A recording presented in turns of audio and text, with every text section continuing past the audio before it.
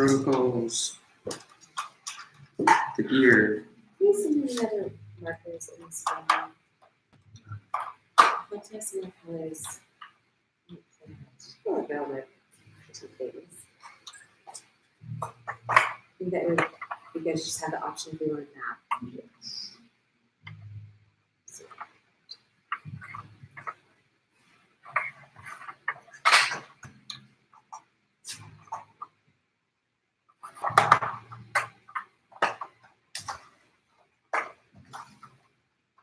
This is all. So what's this here?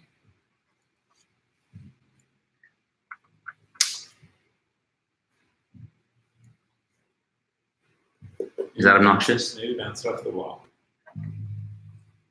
Like the other side. Yeah. How's that?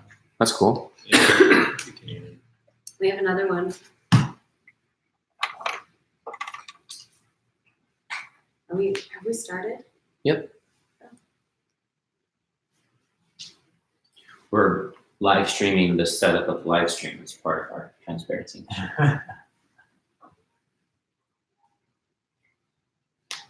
We can do better than this. Light noise? Yeah. And you're doing that because of it's better light or because of the annoyance of looking at the light? Both. Both. Cool. I think that's fine. Do we want to get another one on the side? I don't really want to. I think it'd be about the same, yeah. Yeah. I'm just going to grab a couple more pens. Got it. No problem, babe. You just do just get all the things. I got a notification that we are live on YouTube.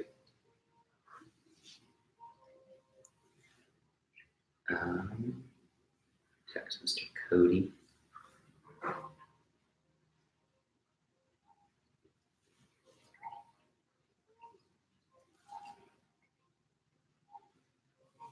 It'll be interesting to see if that view count starts to look. We've got one little view. Hi, view, whoever you are. Hi. Thanks for tuning in. Thanks for tuning in. I've got pens. All And right. look what I grabbed at the last minute.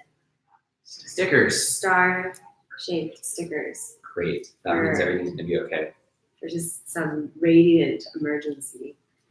Emergence. E. That's so emergency. We have an emergency. It's so emergent. Yeah, it's emergency. Okay, for anyone who's tuning in or watches this after the fact, we have Benjamin Ross, Sophia Life, Christopher Life here.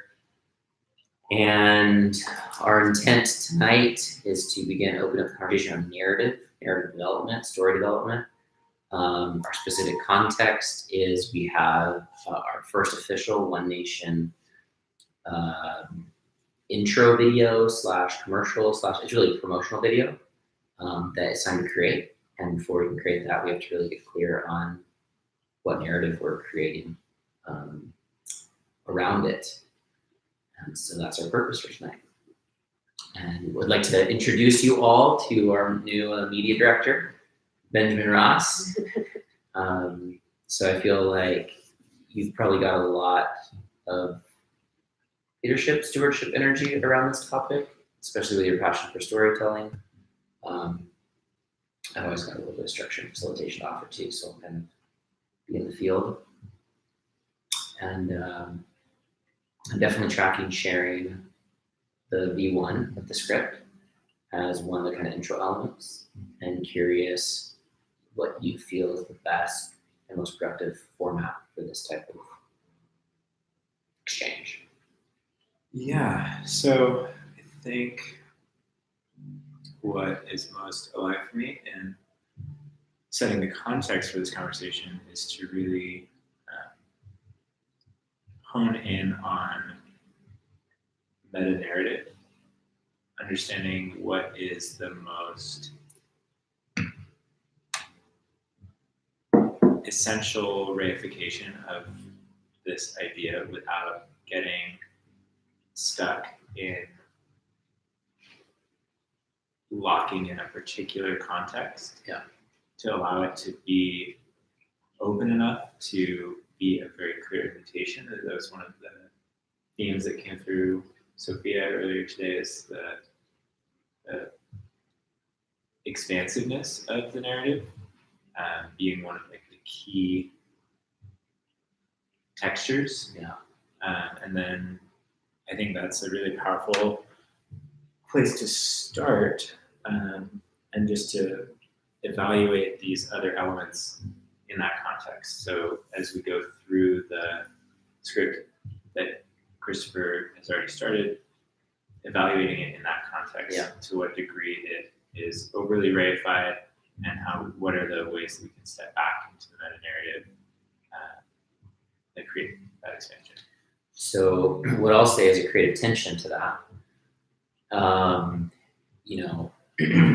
It's been my experience in my dance as a founder of this initiative to toggle that line between reification, non-reification, making something concrete, and how to walk that line. And, are very, after our last conversation, one of the very first things Jonathan kind of came into as part of his reason why his energy wasn't really hot was feeling that people need something really concrete to sink teeth into. Otherwise, it feels too theoretical and not really grounded. So I've definitely got a good amount of thinking thus far on how to frame things that can simultaneously come across as concrete and actually bring that concrete energy in, while simultaneously making that which is concrete open. So that there's a transmission of concreteness is there, while not collapsing the infinite possibility too much, so people then kind of determine that this is or isn't their thing. So I kind of hold that creative tension. And it's actually a creative tension I usually hold in a creative process is the stand for reification. So if I'm holding that pole and you're holding the open pole, then we're going to find something really beautiful in between. And John DeBake would call that opponent processing. So I'll name that as a counterpoint. So actually that's I want to really reinforce what I just said, just as a complete counterpoint creative tension, that I feel like people need something very concrete. They need to sink their teeth into something. They need to feel that it's real, that it's substantial, that it's got a root chakra, that it's not all just third eye kind of infinite possibility, but it can ground in something, and they can feel how it grounds, and they can see how they can interact with something that feels grounded and real. So that's actually my number one value, is the other side of the coin. And that's going to create a really beautiful creative tension. Integration. Yeah.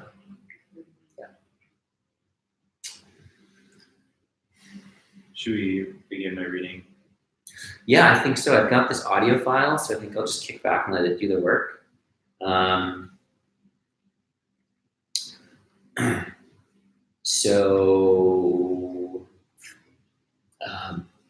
I really mean that there's zero attachment to this, so the entire thing can be scrapped, no problem. I just feel like it's a great way to start the conversation and give us something to start to relate to. And this is the draft of the script That you wrote the other night. that I wrote the other night. The narrative didn't come through any source of collaboration, so it's just kind of, when I sat down, this is what came out as authentic. I will not claim this is core direct download transmission, but I will say that I was in a deep state of surrender, and this really emerged from that place of surrender. So I think there's something really beautiful that's wanting to emerge through this draft. And just to clarify, are you reading the initial draft or the draft that emerged after you and I had gone through first? I actually was just gonna play the initial draft, but that's more. There's some modifications since then. So do you want to read that? And clearly there's some stuff to skip over, or just, there's stuff that's Great. not fully I defined. love this. And just to clarify, in the beginning, the phrase "the system is broken" is written multiple times, so that you may not for emphasis on, or like a What I saw when I wrote that is 3 different voices. Like just like hearing which has been a metaphor for incessant, this is what everyone is coming to the conclusion of. So that's why I sensed that. that's a powerful aesthetic note. Yeah. Yeah. Around the multiplicity of voices. Also, we've got a beautiful cacao beverage, probably from somewhere in Central America, right? From Ecuador.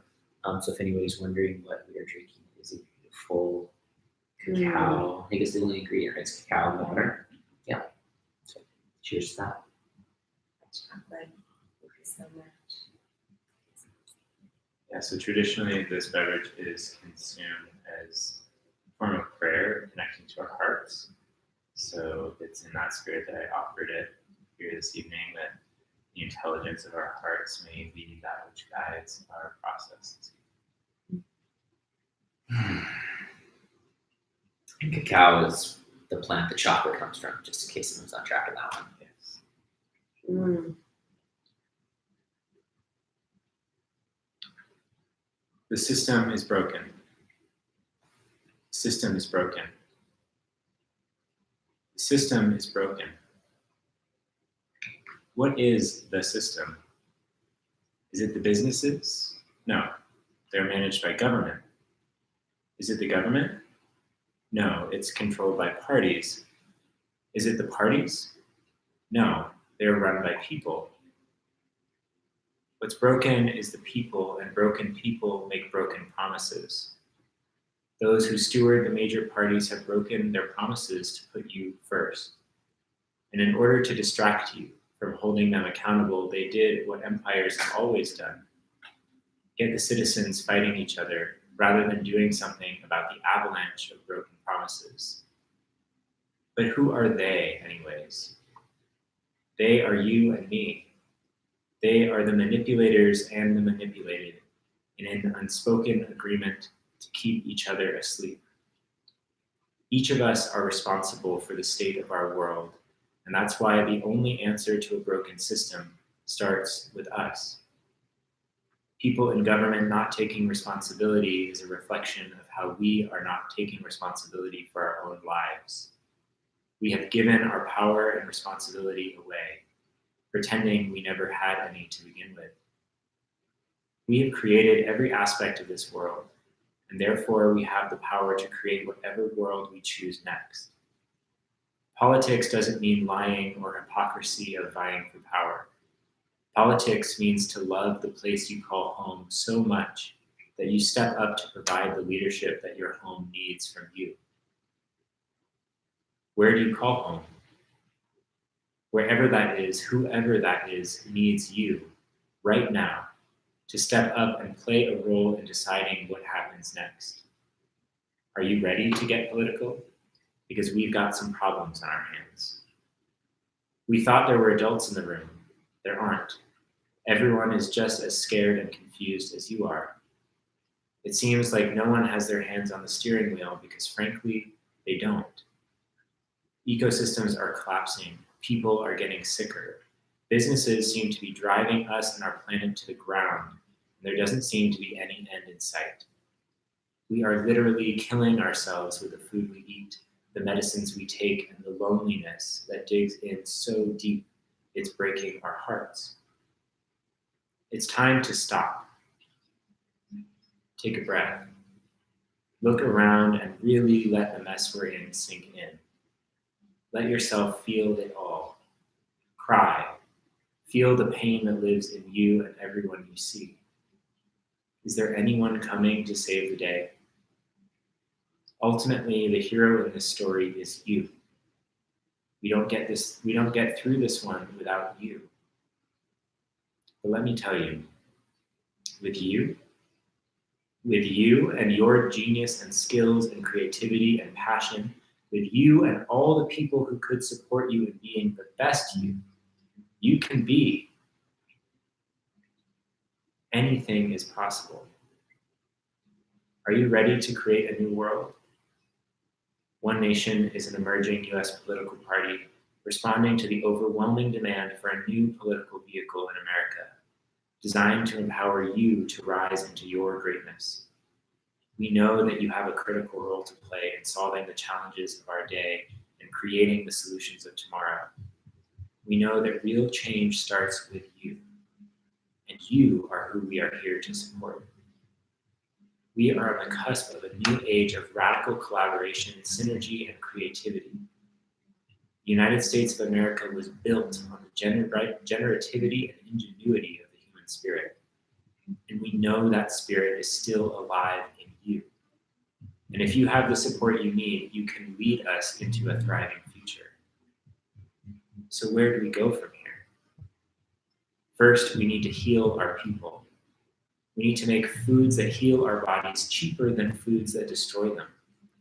Ensure that every American moves their bodies vigorously every day, and address our mental health challenges with love, community, and listening.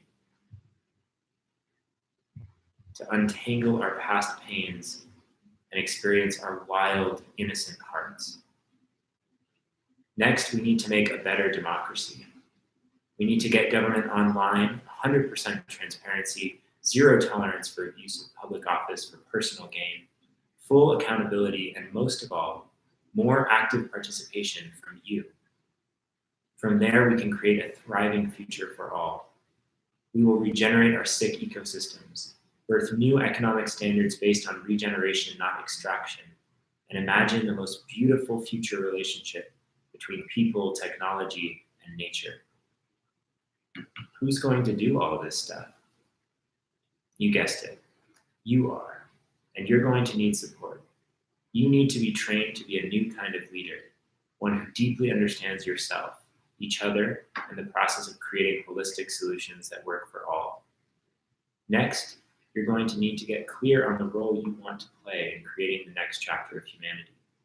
And for many of you, we are going to need you to play all kinds of roles in government to help steward our cities, states, and nations as we transition from this us versus them era to a future that works for everyone. We're going to need mayors and governors, legislators and appointed officials, even presidents, who come into office without the win-lose mentality, ulterior motives, and corrupt mindset baggage of the two-party system. One Nation as a new party is offering you the leadership, training, purpose coaching, and political platform you need to steward the communities, organizations, and governments of our future. This broken system has held on long after its expiration date. As millennials take their place in a new voting majority, it's time for the world to reflect the more beautiful future that we know deep down is possible. What if public budgets and government policies helped us move forward instead of locking us into endless cycles of poverty and degeneration? Have you ever thought about how you can use systems of government to make your visions of a better world come true? We can't do this without you, and together, there isn't anything we can't do. If you are discouraged, disgusted, disengaged with government, we get it. If you see yourselves as independent from the current political system, we do too. If you are young and finding your place in this world, well, so are we. And because of, and despite of all this, it is time for us to organize politically right now, because the places we love and call home, the people we share our home with, and the natural world that makes that life possible. One Nation is here to usher a new paradigm, new processes, new principles of governance in America. Ultimately, we are here to support the emergence of a new era of American politics that includes and works for everyone. We are the party for the 100%. It's time to come together as one nation, acknowledge the deep pains of our past, the reality of our current situation, and the possibilities that lay ahead if we work together to create solutions that meet the measure of our problems and opportunities. You are invited to become a member of One Nation Party USA. Find your place, find your voice, find your leadership as we come together on a journey to rebirth America and inspire the world. Go to onenation.party to join the list and get engaged. Together we rise. Together we are one nation.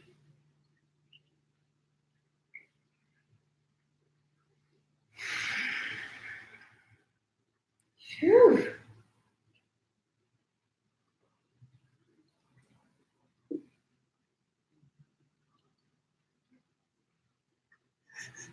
It's something. It is something. It's something.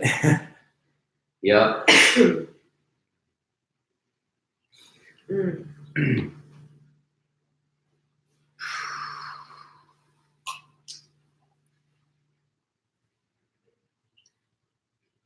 What was that experience? It was really your first time hearing it. I like hearing your voice, Benjamin. I like hearing your voice, Christopher, through a voice like Benjamin's. It really sounds different.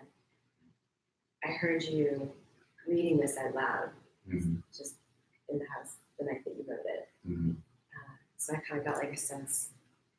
And yes, it's kind of similar to hearing Joe read Totally. your writing. So soft.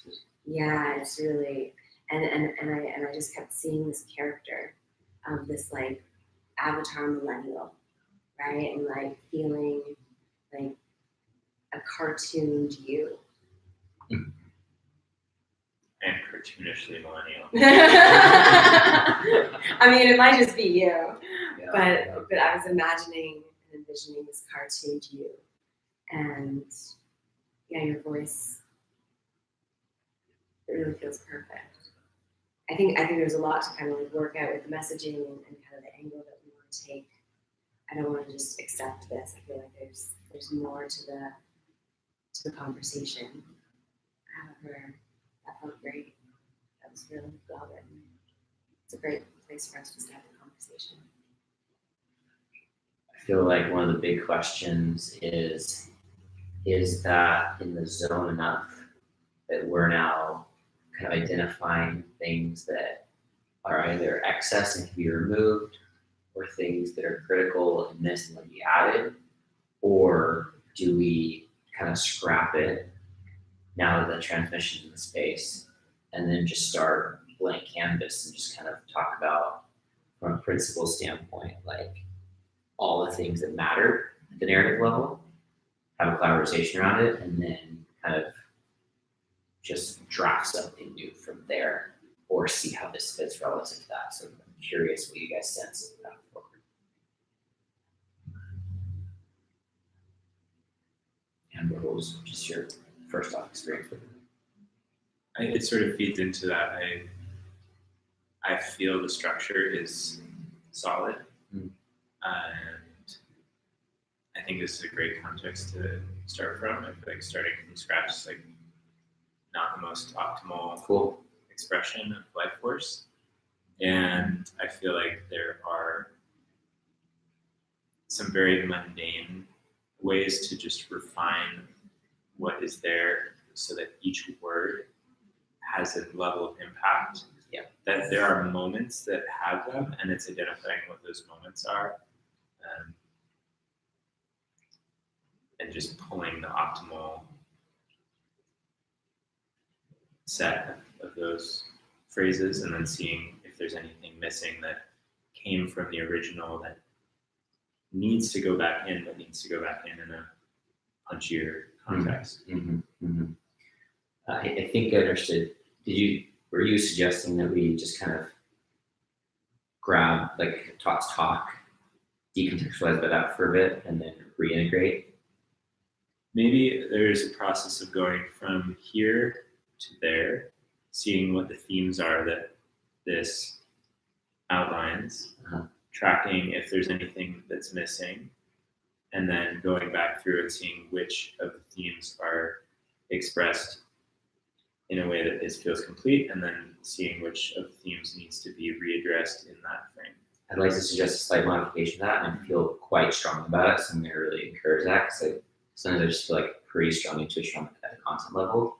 I feel like what we need to do next is just drop that and start to list out at a kind of base code level, like what are the building blocks of the narrative, and then compare that to that. Great. Because I feel like that creative process has never actually happened before. And I feel like without doing it with a blank canvas, it's going to be overly constrained by that pre-thinking. Yeah. So let's kind of do some math. Great. Some like narrative math a little bit. Does that sound cool? Great. Oh yeah. Great. And just out of curiosity, Leslie, are you with us listening?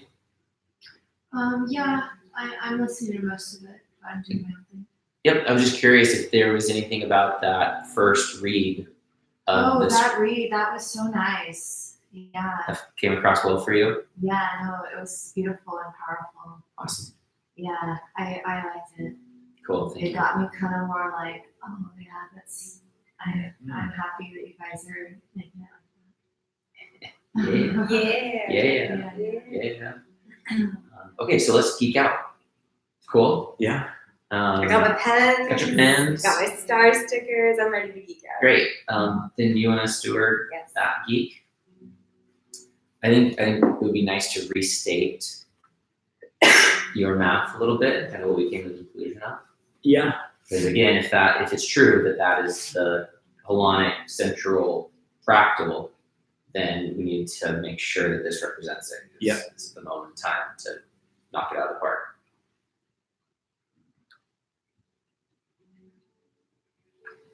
Turn this diagram into coherent words. This is like very mathematical. Would it be best for me to express it mathematically? No verbally. Okay. So this is the meta-narrative trans-contextual paradigm shift. Something is presented as oppositional to something else. Mm-hmm. There is a third thing which breaks the oppositional duality and forms a new context that integrates those two oppositional dynamics into a trans-contextual third thing. And in the process of creating that third thing creates an instance of a synergistic expression of that integrative context. Does that feel? Yeah, it was a bit wordy, Yeah. but I mean that's ultimately the crux. And so if we were to sort of like kind of start to map that a little bit, And translate it. yeah, if I were to translate that to our kind of like way that we do things, I would we've got this kind of like Well, and I think just always how we can simplify the language, right? Yeah. So we can communicate it to others and repeat the pattern more simply. May I try one more time? Yep. Just for my own Uh-huh. application. A versus B Mhm. has experience C, which creates an experience of A plus B plus C equals D. This isn't better. I'm gonna mark it out. Yep. Great. This is what he's good for. Yeah, there's a reason to keep me around. So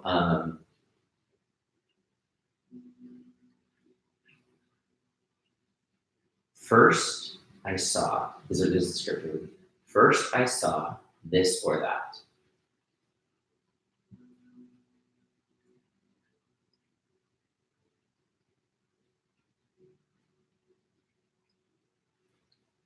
Then I experienced, put an underline,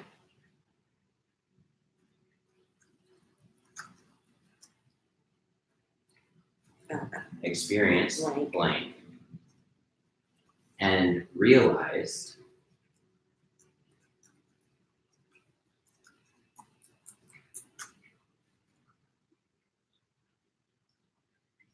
so interesting that there's these different ways of saying that. And realized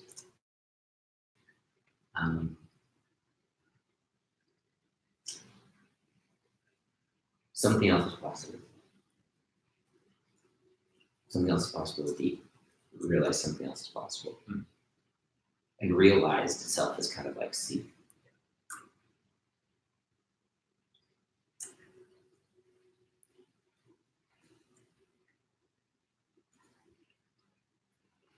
Now,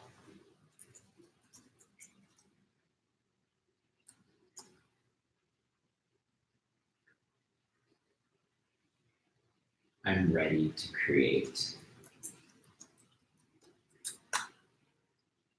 and I'll just use my language here, an all-in solution.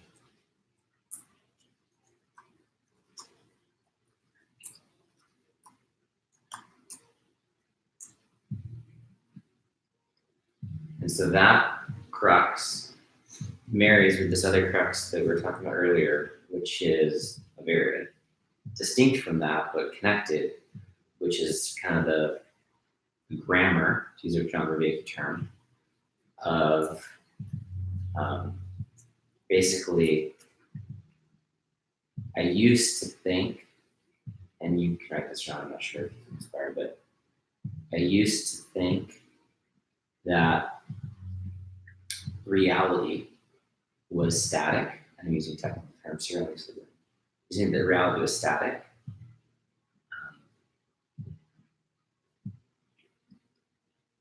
But then I realized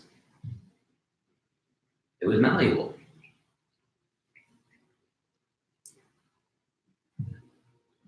And that I have a choice in what happens next.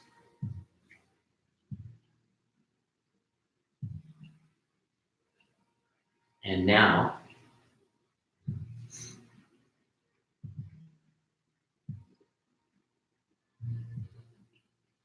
I'm empowered to choose the world I want. And that is an omni-relevant, trans-contextually relevant statement that positions people to be generative towards creating an improved experience of reality in all contexts, at the most macro, the most micro. So I really love that frame because it's so powerful in getting people into generativity. And I don't think we've really articulated how they come together, and I'm wondering if they're not supposed to. I'm wondering if they're basically contrived to try and make them one thing. I wonder if about these like two aspects of the kind of center. One is about synthesis, and one is about Agency. agency. I think they're very interrelated, actually. I think once you realize that the constructs that you've been given, or the construct you've been given, is not descriptive of your experience of reality, Mm-hmm. you can either collapse into a new construct, or you can be empowered to realize that all constructs are relative and you can create whichever one you choose. Mm-hmm. So the static, because it is interesting, right? Because it's like, so someone feels that totally disempowered around government, right? They're like, oh, the government is just corrupt and it's always been corrupt, it's always going to be corrupt. You know, and then they hear about a story of like a person who just like a citizen that ran for mayor and made some phenomenal improvements to their city. Yeah, and then I realized that like, wait, like government's actually like, I can actually impact it, I can actually influence it. Like it's actually this like, which I think is part of what like Matrix, when he's like seeing the code, like and then he's like manipulating. It's like, oh, I realize I can actually create and impact this reality. So I don't feel like this notion of like nothing's ever going to change, and then in fact I can actually be a change agent. Now I don't know that that's inherently contextualized by the like way that a lot of things are binary framed. And you might be able to make that argument with the binary of like, either I'm like corrupt and run government, or I'm like a good person and just work a blue collar job. Like some ways that people like might create a binary that disallows them to imagine themselves participating in government, but I think that's, I'm stretching right now just to create a scenario where it's like the same thing, but I'm wondering if they're these two different aspects of the piece. I'm not sure. I think it has to do with ontology. I think once you have a crack in the reality tunnel that you've been in, the context you've been in, Yeah. that can either apply like just to like that very specific context, or it can start to, that crack can expand until you're able to question the entire context of our civilization. Systemic insight, as Yeah. a technical term.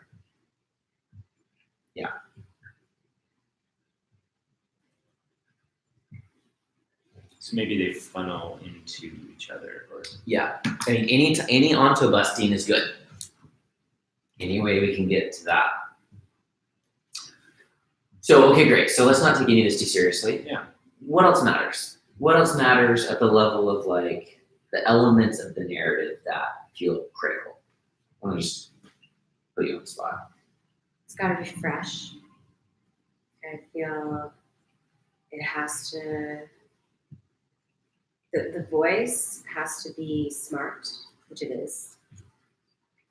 Which smart is just well informed and clearly delivering value, knowledge, information. It should be educational, right? So that the person actually learns something as a result of listening. And yeah, it's just got to be in this voice that's like easygoing. It's got to be cool. However we bring cool in, I think through the aesthetics and through the way that it's presented. I guess that's like the freshness that I feel. It's got to be crisp. Nothing extra, no extra words, not trying too hard, not overly smart. We've got to find that, just that fine line. anonymous videos are sort of like that. They become cliche because they have like the same like computerized voice in them. But, they're like very piercing in like naming the brokenness. Yeah. Mm-hmm. Yeah. They're not pulling any punches. They're like, yeah. Which I thought the version that we have does pretty well. It's pretty. I mean, of course, there's like some language that can kind of, but it's designed to just like speak, like basically like what I experienced, and I'm just realizing this moment that like it's as high velocity, straight through content that I think still enables comprehension. Because you could pare that all down, but then you're going to lose more people because there's not enough content to actually support them in the meaning making along the way. So I feel like that's kind of it's like a very rapid building of a bridge all the way through, like a series of concepts that lead to a logical That's conclusion. interesting because I guess I also had the thought cut a lot out, right? Like I felt like maybe we could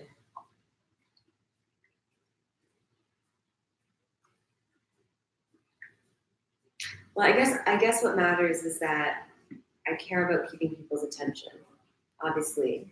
And the faster we can communicate the message and create the meaning, the better, right? Every second counts. But it's true, the way that this is written, it's not like we can really, well, I don't know, what are your thoughts? Can we afford to lose some of the script, or is every paragraph kind of, like Christopher said, like really in support of? We go meta for a second, right? So it's like there's always going to be an exchange of depth of content versus quantity of people that get exposed to it. The shorter that it is, kind of more exposure it gets in a certain regard. So I think that what's the meta question is like, what's our trade-off? Like how much of this needs to be there? And what's the trade-off between losing some of it? Because you're not going to lose all comprehension. You might lose a little bit of comprehension by having less content, but you also have 100 times more people see it because it's a 3-minute thing, not a 7-minute thing. And so like we need to be in that conscious conversation around duration and trade-off and exposure and depth. And it's like, you can have a goal where it's like, no, actually we want fewer people to see it, but we want people to see it that are interested to watch a 10-minute thing and be like, a very high level of conversion as a result of going through it. Because the other flip side is like, yeah, 10,000 people see it, but it doesn't have enough time to sink in, so nobody takes any action. And so actually they create any value at all. So that's, and we basically, I mean, this is an experiment. And it always like experiments, like what scale are we gonna run experiments at? Like, are we gonna like create this and then give it to like 10 people and then give it to like 100 people and give it to 1,000 people? Or are we gonna take this and send it to a couple thousand people? And then that's the experiment number one. And then we integrate all that feedback and then prepare it, you know, for the next round, which is designed for like 100,000 people. So, you know, are we gonna create a version and then not make it public and just use an experiment to get like feedback around? Or is the version we create and the experiment we run a public experiment? So these are all the frames for us to be thinking about to like orient around what calculated decisions, what calculated trade-offs we want to build in.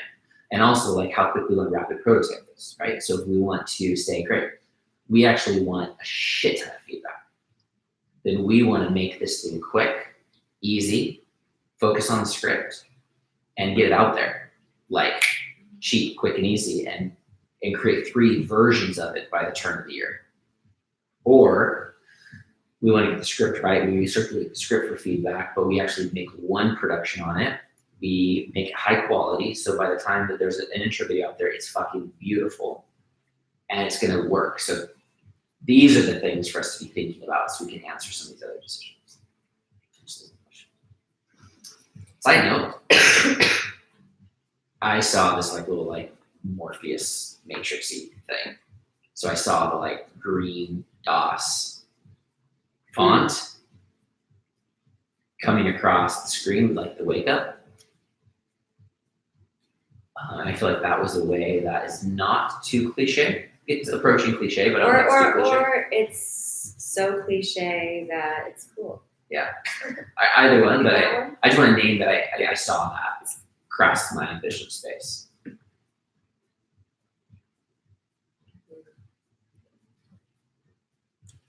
Would it be helpful to listen to that intro monologue of Morpheus when you first gets unplugged? I think that'd be helpful. I think what would also be helpful, Benjamin, I feel like you're holding some great sources of content that, like you almost shared a video earlier. Yeah. I would love to kind of just like get some samples of other content. You're talking about the computer scene, right? I think It's at the beginning. It's the wake up. It's wake up Nemo. Search. I don't think there's a monologue there. Well, but that's what I was referring to. Yeah, aesthetically. Well, not just aesthetically, but even the text. Yeah. Like even the text is really powerful. So anyways, that's what I was thinking. You're seeing the chat text coming through. Oh my god, I love this movie. So we need to have a movie night in the next few months.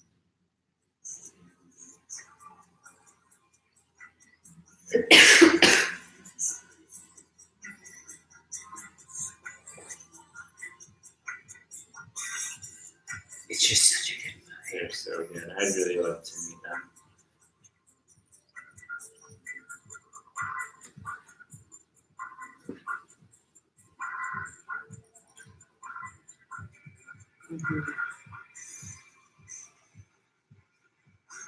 And the term wake up is really powerful. Yeah. I think we should notice that. The Matrix has.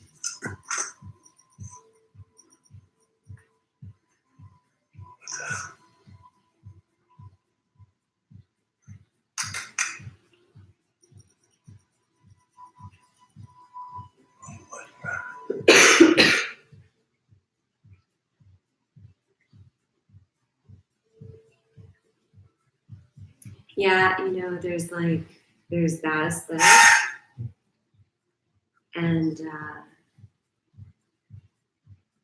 like West Wing aesthetic too. How like the time gets punched in, 9:45. Mhm. You know, the whole thing is also kind of cool. Great. Who's this?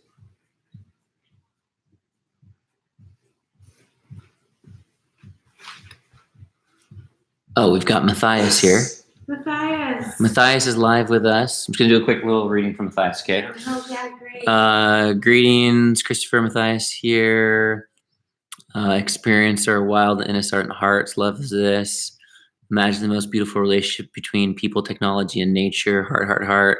Oh, we've got people watching. A new era of American politics made for everyone based on the original values of our nation was founded on, something like that. Super powerful. I'm tearing up. So just that's a little feedback is that the script left Matthias teared up. Yes. Would you reread the language that he used so I can jot that down? I'm not sure. I think he's just kind of quoting us a little bit, but There's one that was original to him that a new era of American politics made for everyone. Oh God, a new era of political politics made for everyone based on original values our nation was founded on. Something else is possible that I never saw, thought, or considered before. Okay, so that seems that he really latched onto that. I have the power to choose, can actually make a difference. So if, caps lock, if there were three distinct pieces, even if right after one another, there was synthesis, agency, what would be the third? I think a huge aspect is we are the adults in the room is a super powerful idea and meme. Mm-hmm. I really loved when that came out too when I was writing it. Yeah. I was just like, oh, there's no adults in the room. Like we have to be the adults kind of a thing. Well, and that that is so specific to the millennials, right? It's like we are at that developmental stage of actually Becoming adults. realizing, oh shit, we weren't adults a moment ago, and now suddenly we are. this like 15-year-old is the most adult person in the room. Yeah. It's kind of, this seems like something like that. So synthesis, agency, and then number 3 is now is the time. Okay, interesting. So I think he's trying to make these like 3 points with a time relevant. That is the new way forward part. The new way forward is time. Yeah, The so movement, the trajectory.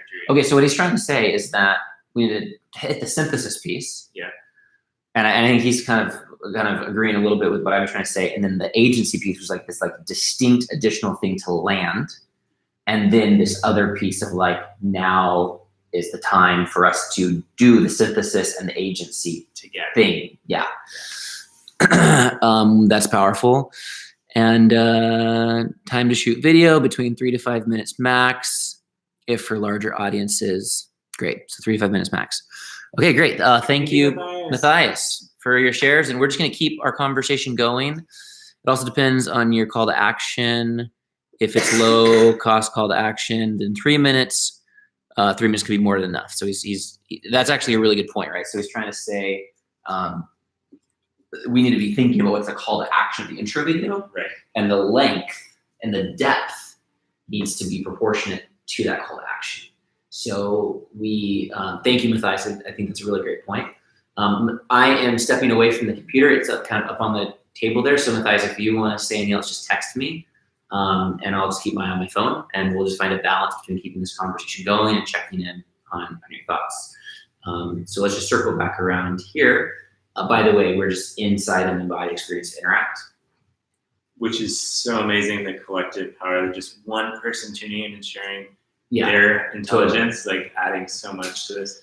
So I think that what, just to go meta for a second, protocol-wise, we're seeing the relationship between the transparency initiative and the interact initiative. There's actually there's no interact initiative without a transparency initiative. So another thing that I'm learning is that I feel like we need somebody in any given meeting to be stewarding the interact element. Yeah. And being the voice of the collective. Correct. Yeah. Otherwise, yeah. And then they can just flow that in. So maybe like I or you don't have to like toggle. Yeah. There can actually just be a voice that's just streaming the collective integrated. Also, as it's relevant in the context. That's exactly. They can be kind of like synthesizing and Yeah. distilling and all that. And then for people to really feel that their voice is like directly influencing the conversation, I think it's extremely powerful. Yeah. And is a model of the generative participatory thing. They're seeing that they are actually creating a malleable reality. They're realizing that reality is malleable based upon their participation. And then it's basically choose your own adventure. Yeah. They're watching a reality TV show that they are directly participating in. Yeah. That is so hot. Well, and that is the end result, right? Now I'm empowered to create the world I want. Totally. So another thing I just want to name is that I think we go double down on millennial generation. And so from a brand aesthetic, from a video aesthetic standpoint, we gotta pick something, and then we gotta trust that things that are close to that will be able to tolerate what we pick for the center of our audience. And I think the center of our audience is millennials, and that elder generations or whatever, like they'll be okay with the aesthetic that we create for millennials, but we need to nail that down the center. So this steps back more into brand aesthetic. So this is really going to be a crystallization of that aesthetic. Yep. V1. And in the context that like the outreach experiments that Jonathan and I were doing were not very targeted, but we did have one particular conversation where it got to a point where we actually handed out some of the promotional material so Uh-huh. they had an interest, Uh-huh. and they fit the demographic perfectly. They're disenchanted. They feel like they're stuck in jobs that they don't really like, but the idea of following their purpose was an alien concept to them. They feel like totally stuck, like the government's not working for them. Mm-hmm. And we handed them the pamphlet, and like I think the spread of the faces and like the predominance of the military faces on the front Mhm. were, it felt like a political party's aesthetic from the previous paradigm that didn't really fit with the context that we were describing to them. Yeah. Not to say the military does not have like No, should be totally. Mm-hmm. And did you observe that through nonverbal cues or through verbal cues through verbal cues. of how they responded to the video or to the promotion? Yeah. Yeah, great. Yeah, I mean, totally. No attachment to the what there's a little bit of attachment to is the use of faces. Yeah. Like I've always seen that like faces, like the brand is always about faces. So that was just a kind of a quick shot from the hip instance of attempting that. So I'm a little bit attached to the faces element, but I'm also really flexible with how and when that's used. But I really know that's a part of the brand aesthetic. And that handout came before we started to really have conversations about the aesthetic of the brand. You know, so when we started the website, that's when it became more crystallized. I feel like it's like white on black or black on white, you know, like definitely that like Apple Macintosh cleanliness and like that, like there's definitely like a cool, that we could be so much cooler. We could just be so much cooler. For whatever reason, like just because we kind of, you know, it's all polarizing. Black. I just have to say black, black, black. Like I don't know why, but when I see black, I feel like it's the color of the millennials. And I don't know if there's any reason for that. I know the Extinction Rebellion is kind of on this like black and white. I know that black has kind of like an anarchist kind of like background stuff, but it's not only it's those things, but I just feel like that's like, I just feel like I'm supposed to communicate that right now. Like, that's really important. It feels badass, Yeah. right? I think that's the thing that we're going for. It's got to feel badass. It's got to feel cool. It's got to feel fresh and edgy, bold. We're bold. Yeah.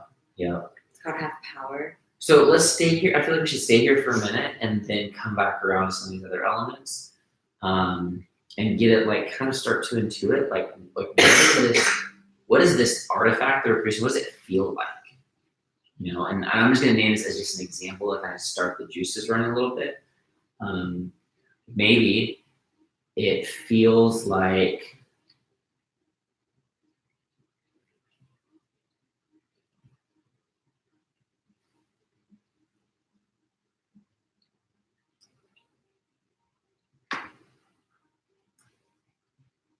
I don't have the words for it. Maybe it feels like some type of like inside message that they get. I'll just name that as one possibility.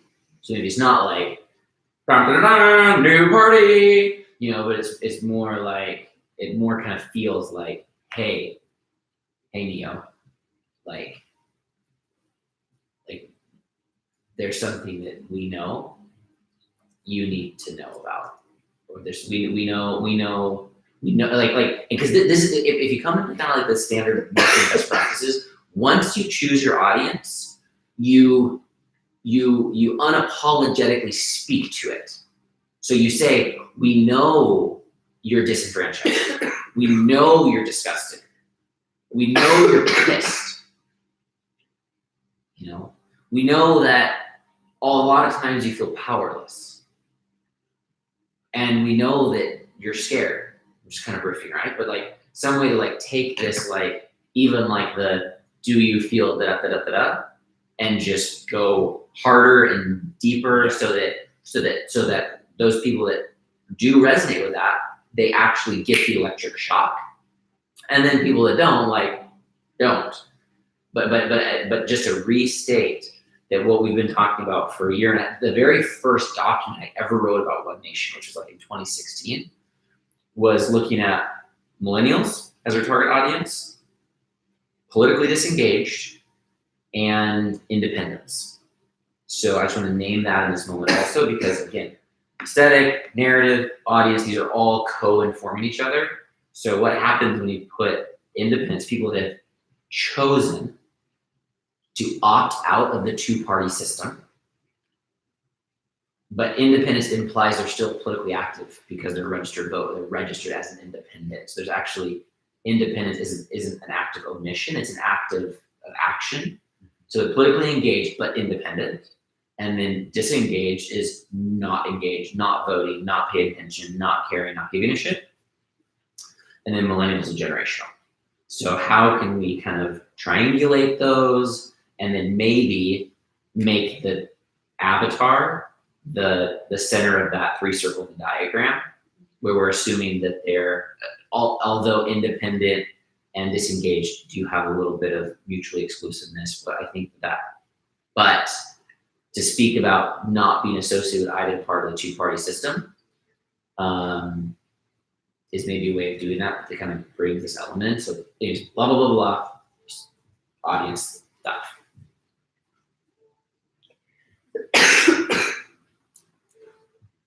I really am wondering if it's too cliche to just have the words like come up on the screen. Like, has that been done so many times that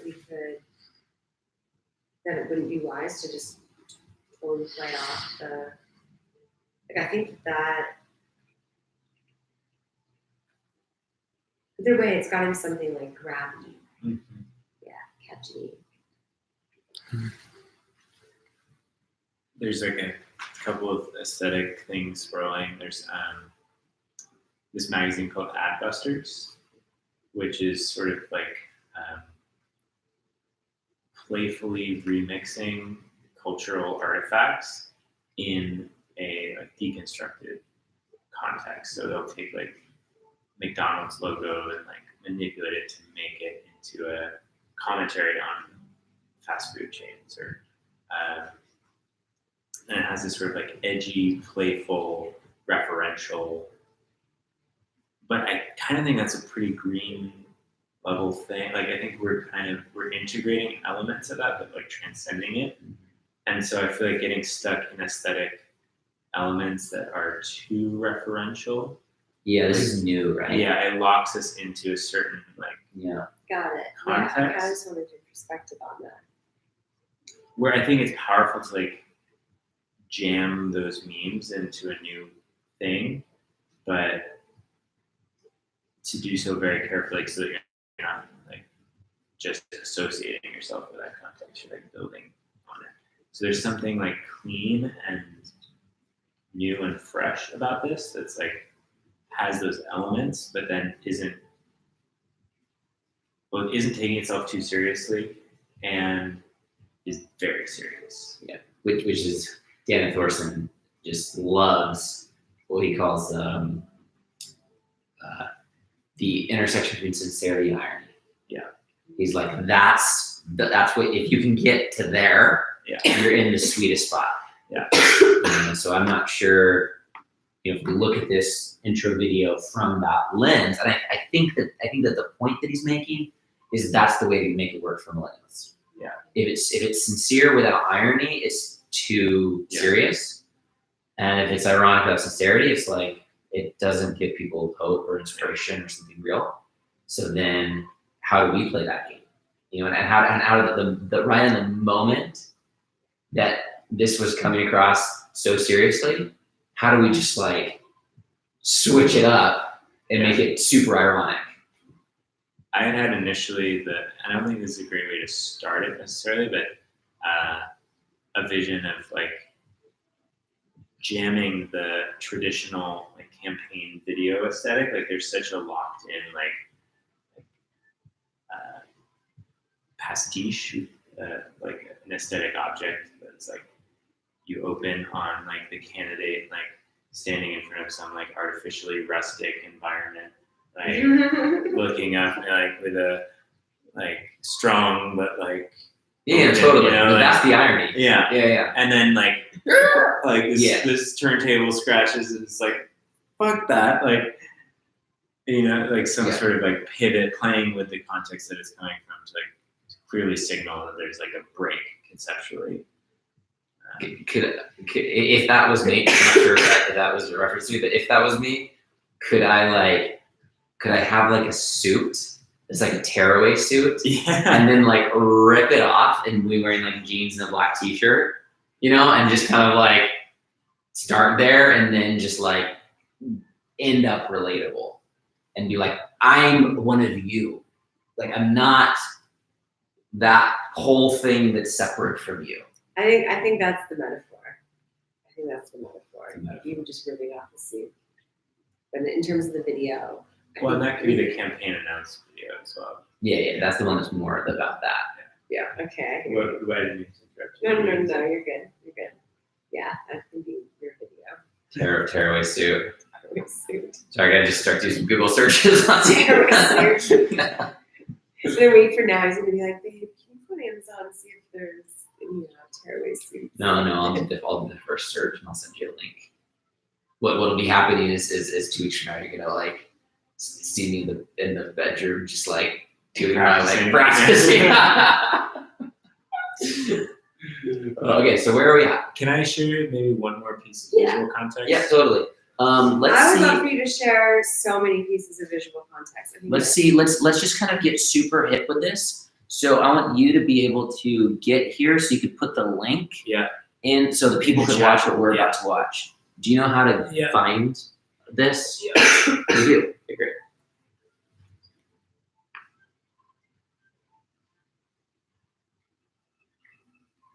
Oh, great. Perfect. Okay. If you're watching, here's a link. You can go and watch along with us. We're gonna just look at some stuff. Starting. Oh my gosh, I love you from Vendetta.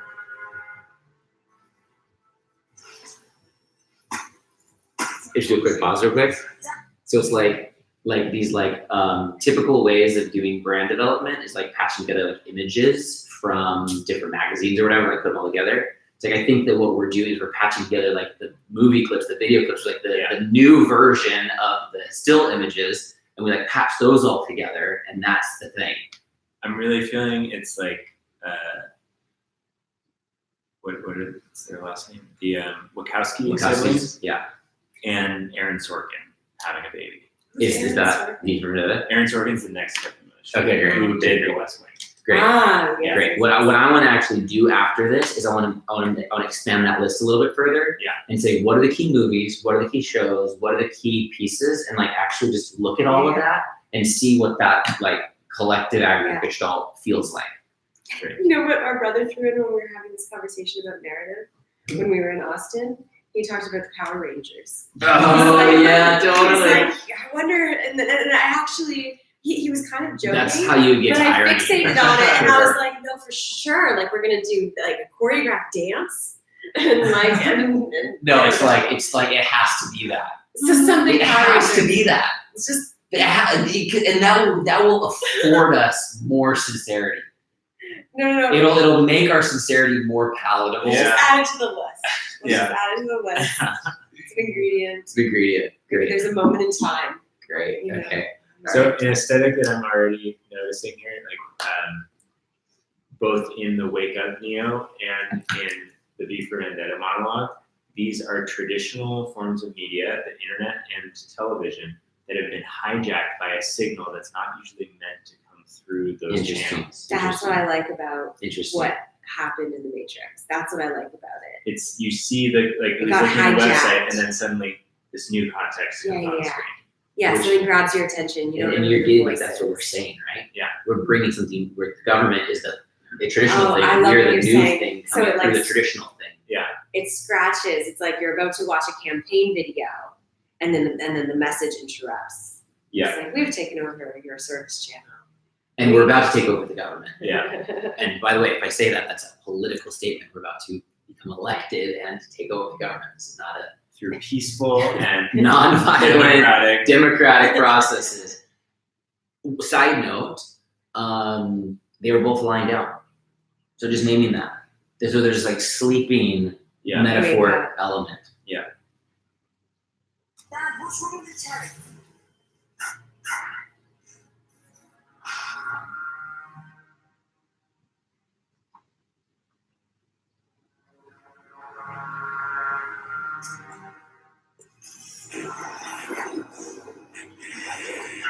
Good evening. I'm the first to apologize for this emergency chat. I do, like many of you, appreciate the comforts of day-to-day routine, security, the familiar. I enjoy them as much as anyone. But in the spirit of commemoration, whereby those important events of the past, usually associated with someone's death or the end of some awful bloody struggle, a celebration of a nice holiday. I thought we could mark this November the 5th, a day that is sadly no longer remembered, by taking some time out of our daily lives to sit down and have a little chat. There are, of course, those who do not want us to speak. Think just like a secret. Even now, orders being shouted at telephones and men with guns will soon be on their way. It's Chancellor Santa. Damn it! Why? Because while the truncheon may be used in the middle of conversation, words will always retain their power. Words are the means to meaning, and for those who will listen, the enunciation of truth. And the truth is, there is something terribly wrong with this country, isn't there? You decided, sir. You wanted it foolproof. You told me every television in London. Cruelty and injustice, intolerance, depression, and where once you had the freedom to object, to think and speak as you saw fit, you now have senseless and systems of surveillance, coercing your conformity and suppressing your submission. How does this happen? Who's to blame? For certainly there are those who are more responsible than others, and they will be held accountable. But again, truth be told, if you're looking for the guilty, you need only look into a mirror. I know why you did it. I know you were afraid. Who would have been? War, terror, disease. There were a myriad of problems which conspired to corrupt your reason and rob you of your common sense. Fear got the best of you, and in your panic you turned to the now High Chancellor Adam Sutler. He promised you order, he promised you peace, and all he demanded in return was your silent, obedient consent. Inspector, almost through. Last night I sought to end that silence. Last night I destroyed the Old Bailey to remind this country of what it has forgotten. More than 400 years ago, a great citizen wished to embed the 5th of November forever in our memory. His hope was to remind the world that fairness, justice, and freedom are more than words. They are perspectives.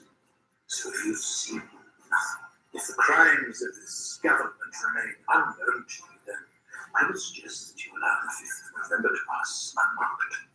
But if you see what I see, if you feel as I feel, and if you seek as I seek, then I ask you to stand beside me 1 year from tonight, outside the gates of Parliament, and together we shall give them a 5th of November that shall never, ever be forgotten.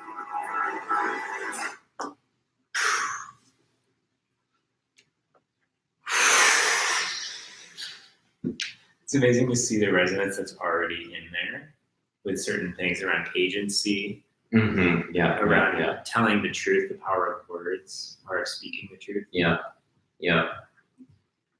It just feels like I'm really just having a moment.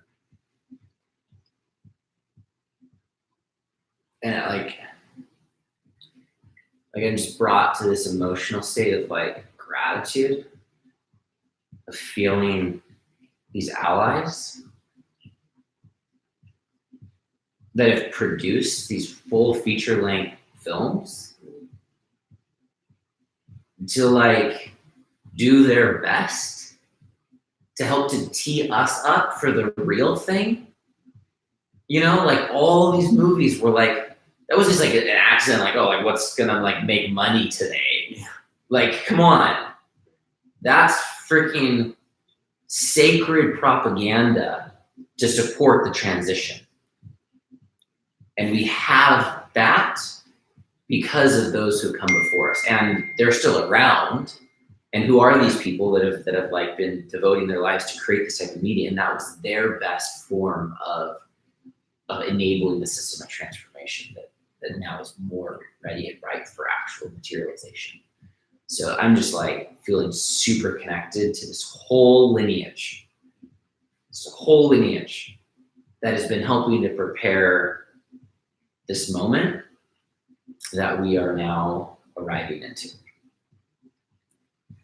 And how can we leverage what they've created? How can we stand on their shoulders in a good way?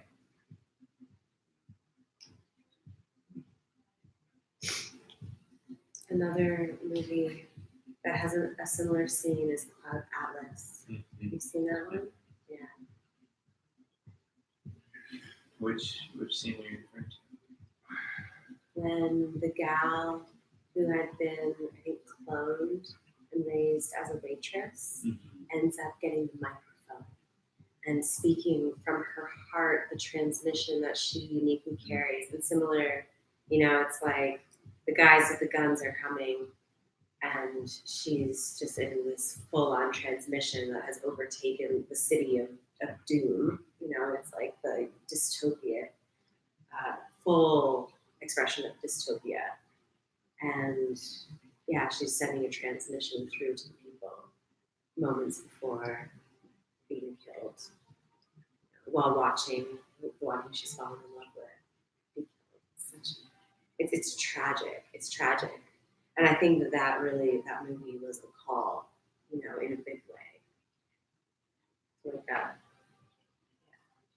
Yeah, so we can look to a lot of other amazing examples of movies out there.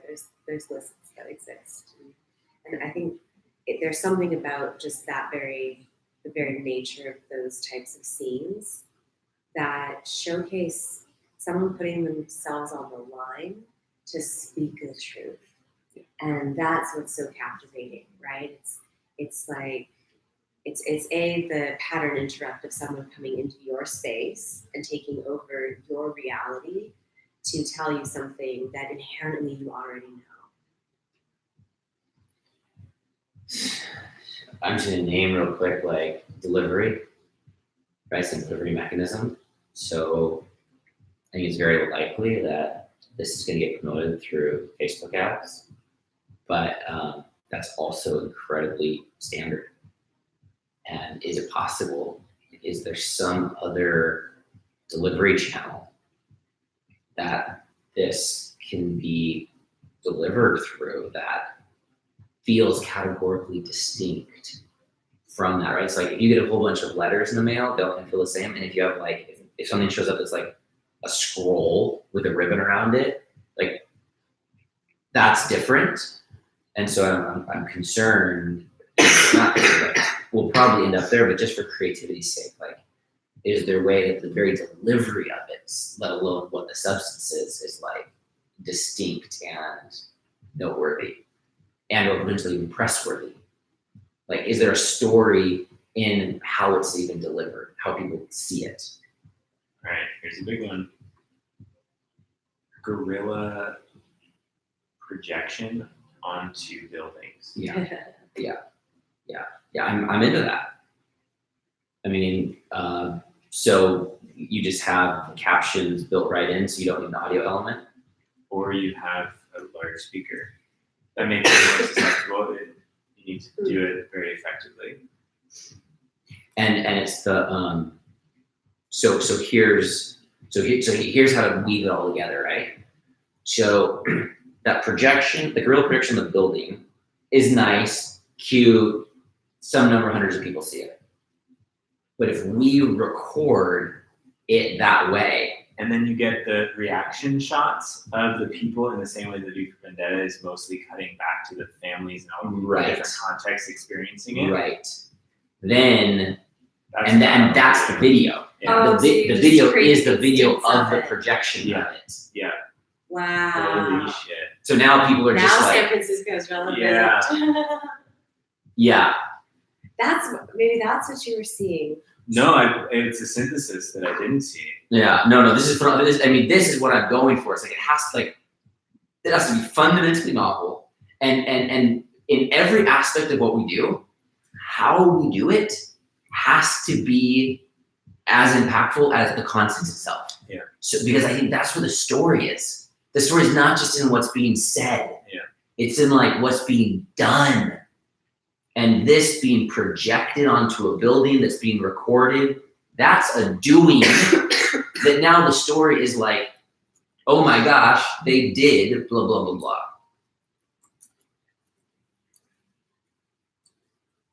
And we could, let's see.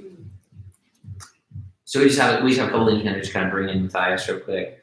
100% support on the millennials.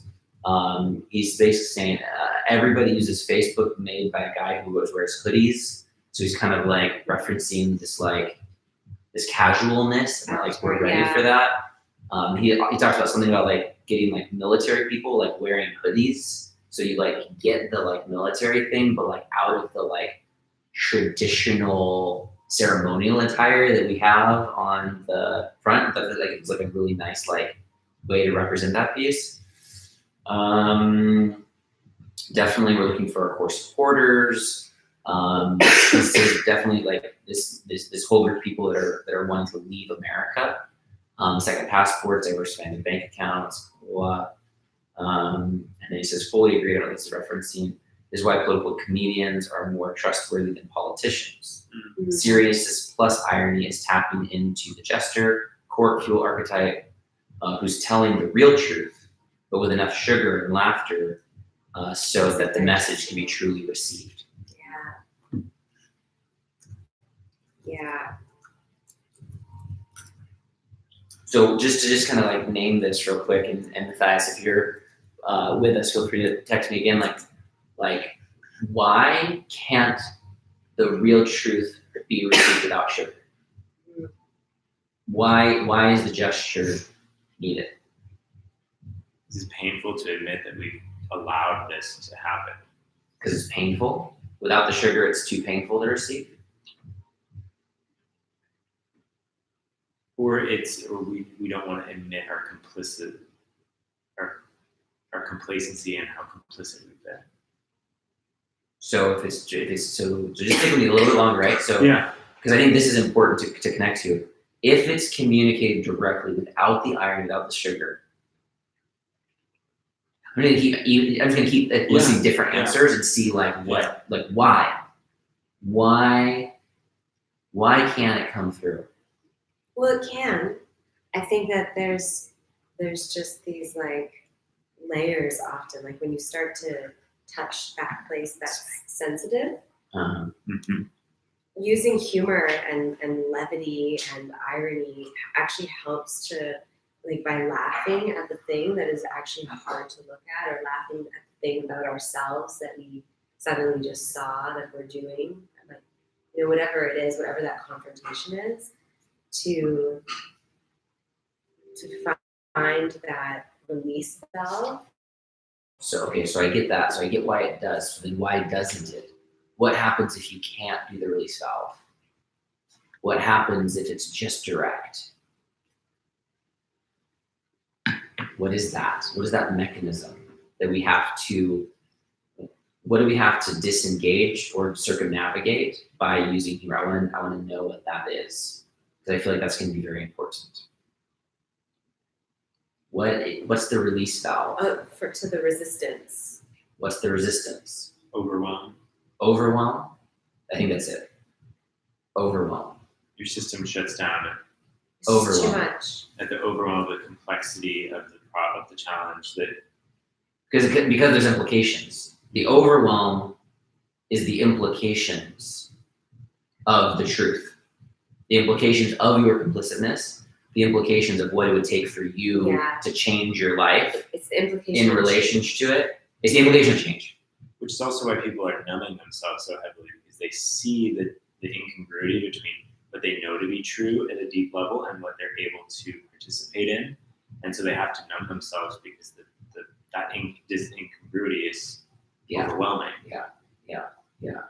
So it's the overwhelm of the implications of change. So then just play with it. Potentially, if that's true, then other solutions other than laughter could entail things like immediately speaking into how simple the next step is. And I think that is a really powerful breakthrough in our script, because if we talk about the enormity of the issue and then we actually say the words like, don't worry, the next step is simple. The next step is easy. And now this isn't it, but it's like, if you just kind of like take one step at a time, this will all reveal itself in a really easy and natural way.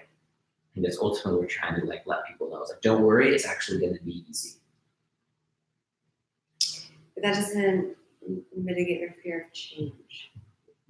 I think that there's still. So I'm just playing because I wanted to feel more empowered around that sense of resistance, and I feel slightly more empowered because as a speaker, in all the ways, like I need to understand this. Well, I think And one I of feel the folks. one of the powerful tactics I've heard of before is to mind read objections. So I think ultimately we want to really get to know what people's immediate objections are. We want to know them so well that we can point them out on the front end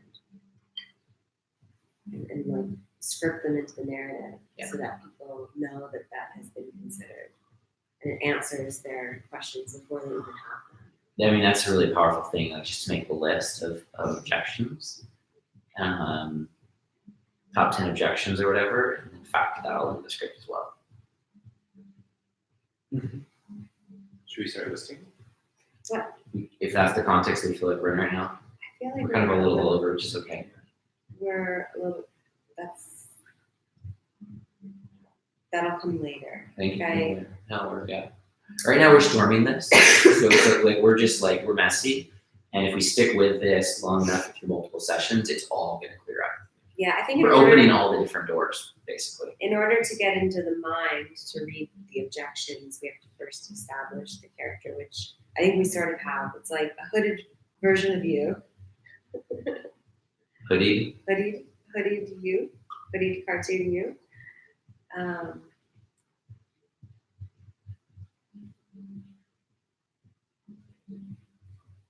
don't know, where's the next most relevant place to go with this?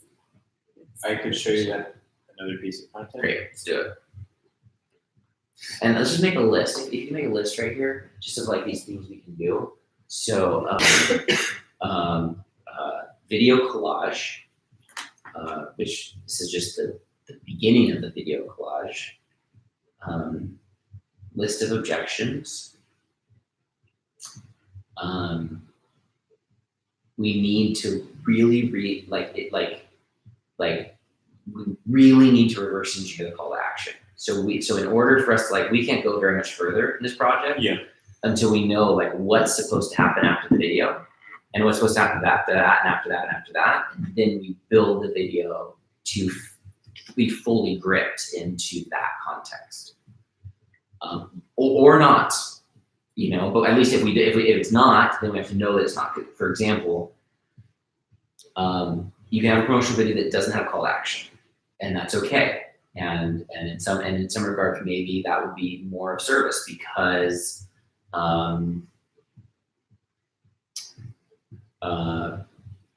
it's just like, but it's interesting. If you use the V for Vendetta, he actually had a very specific call to action. I think that was really powerful.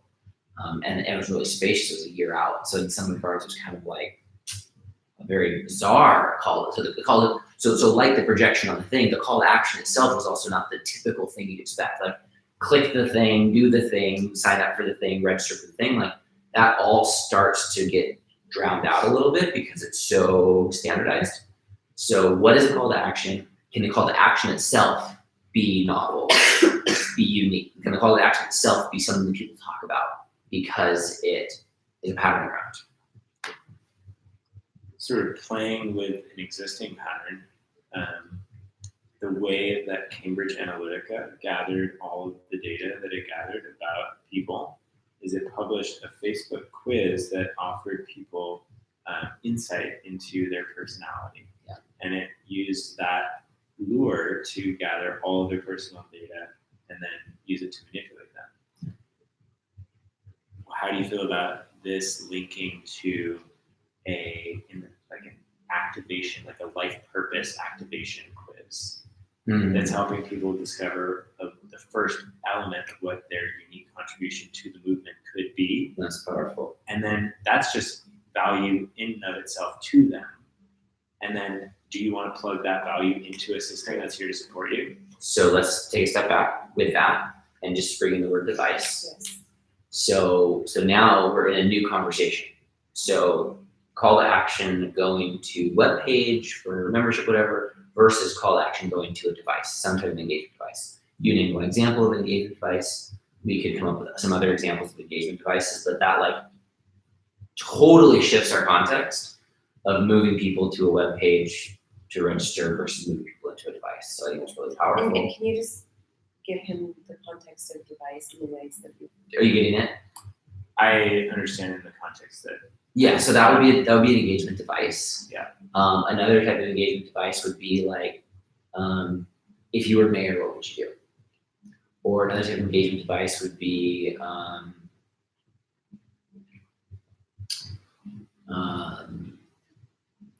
record a video or yeah, but the devices are specifically like the personality quiz thing. It's like it's a design to engage the person and kind of have them have an experience of value. From what That I isn't- understand, yeah. the nature of a device is something that is shareable. It's something that a person goes through and they then want to share it with other people because in some ways it Creates immediate value for them. it creates immediate value, which makes them the hero. So it actually is something that people will inevitably choose to share because they know that they just love the value of it and want others to have that experience too. And something That's that is novel, like asking them a question that gets them to think, gets them to share their unique expression, actually bring their voice forward, capture that in a moment by answering a question. We've kind of mused on this thinking like, that's a pretty cool way to get someone to bring their leadership forward, make a public statement, and then inspire their friends to fill it out as well. So yeah, and there's lots of different ways. It can be a poll, it can be like a questionnaire. And another way of just be thinking about this also is we're basically developing ad audiences. So anytime somebody clicks on something, then that can be, so the lowest hanging fruit of an opt-in, which is not necessarily a full conscious opt-in, is when they click on something. As soon as they clicked on something, then they're pixeled, and they can be pixeled into an audience, and then you can retarget them with ads. Yeah. So it's no small thing to get people to make one click, and now for the rest of forever, they could get an ad with every single Way Forward episode we ever produce. We can just have multiple ad budgets. One of them goes to the specific target audience that we identify for the topic, and another one just runs the new episode through our pixel audience, which are people that we know watched our intro video because they watched it and then they clicked on a particular thing, which helped us to identify that they watched it. So we use no audience to put something out there that then results in a click feature, which then creates a real audience, which then we know that we're only sending ads going forward to people that have had the initial exposure. So no one's ever getting an ad that hasn't already have context. So now when they see the One Nation ad, new ad coming up, we know they've already seen the intro video, so they're not like getting it decontextualized. Of course, that's not a perfect secure system, but essentially that's the type of thing. Because here's what matters to me, and this has been my problem with the intro video for a while, is that I'm not clear on the context. I know like we should have it and people can circulate it and it'll like, but like the business side of me, the marketer side of me is like, that's not a good enough reason to create something. Yeah. Like there has to be a robust strategy in place so we know what we're ultimately achieving, we know what we're creating, and we know what we're going to do with the thing that we created in service to particular outcomes. Because at the end of the day, our field, our network, our members, they're going to get the thing and they're going to share with a couple people and it's going to be nice and some people are sign up for membership, but that energy is going to come and go like a wave that crashes.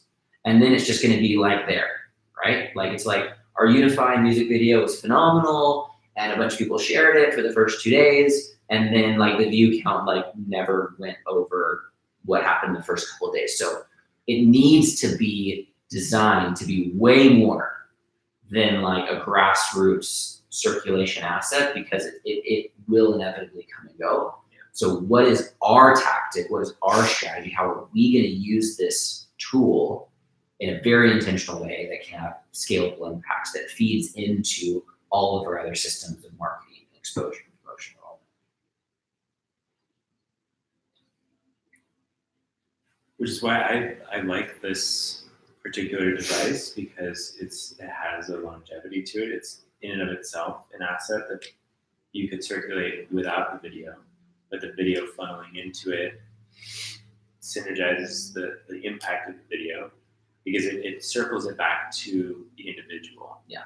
It makes it about them. And that's really what its device is it has to like do that. So then what was the proposal again? A like sequence of a questionnaire, like defining their unique, the way that their unique gift can be expressed. So then we would need some type of, we need to build that. So a questionnaire could be a data input experience, which means there's nothing to be created except for a form. Or if they're like answers to your question and they're getting a profile like returned to them, that's a pretty significant undertaking to build at a conceptual level and then build it at a software level. Yeah. But again, when you do that, then you have something really powerful because people like it. So it can be, but it's not small undertaking. And I mean, there's a way to like, there's simpler versions of it, which is like, you know, multiple choice questions, and then there's like an invisible score for each of the multiple choice questions, and then they get their like Report, automated. their like score. You know, it's like your like revolutionary score, you know, or your like leader score. You know, so that's like really simplified but kind of cheesy. Or if we just have like buckets of different all-win solutions and then depending on how they rank the way that they feel about certain issues, we serve them up like something about their personality, something about the solution. But then it's an input form, correct? Like the first 3 questions are like, what's your leadership style? What are the issues you're most passionate about? And like, what is like an area that you feel like you have unique skills in? And then match them to. This is more complex than. But I'm not opposed to it. I just want to actually ground it. I So it's a form based. It's not a device in the sense that like they fill out a thing that then automatically responds to thing. It's just like a survey. I think it's more powerful if it's a fully fledged device that could stand alone, like the way that I would be the Little Mermaid if all the Disney princesses, like, Yeah. Totally. And just remind me how we got to the conversation on devices is because we were talking about call to action. We need to get to the call to action before we can even know what asset we're creating. Because ultimately the asset is designed to create some type of next step. Yeah, right. So And if you know what your next step is, and this is where Josh comes in, then really, actually, from like a marketer's lenses, is you're not even talking about whatever the thing is. You're just talking about the next step. So then, just for example, if we were to have a device about your purpose, then we would have 100 times the results of interacting with that if the entire content was selling people on the value of the device, as opposed to the value of the end result, the party, the whole revolution thing, and then tinkering into the call to action of the device. Like, you actually put your big guns towards the call to action, not towards the end result. makes sense. So if you're selling an ebook or whatever, your entire thing is not like, here's the product, and if you opt in, I'll give you a free ebook. The whole thing is about the value of the ebook. So is the call to action become a member? This is the way we're in right now. You know, we're in this important multivariable soup, and it's the type of multivariate soup that would typically, be very hard to navigate. And this is why we have a container with Mama Cacao and time and space to actually go into it. So we don't know the narrative, we don't know the brand aesthetic, we don't know the call to action. I think we're honing in on the brand aesthetic. We're honing in on the brand aesthetic. And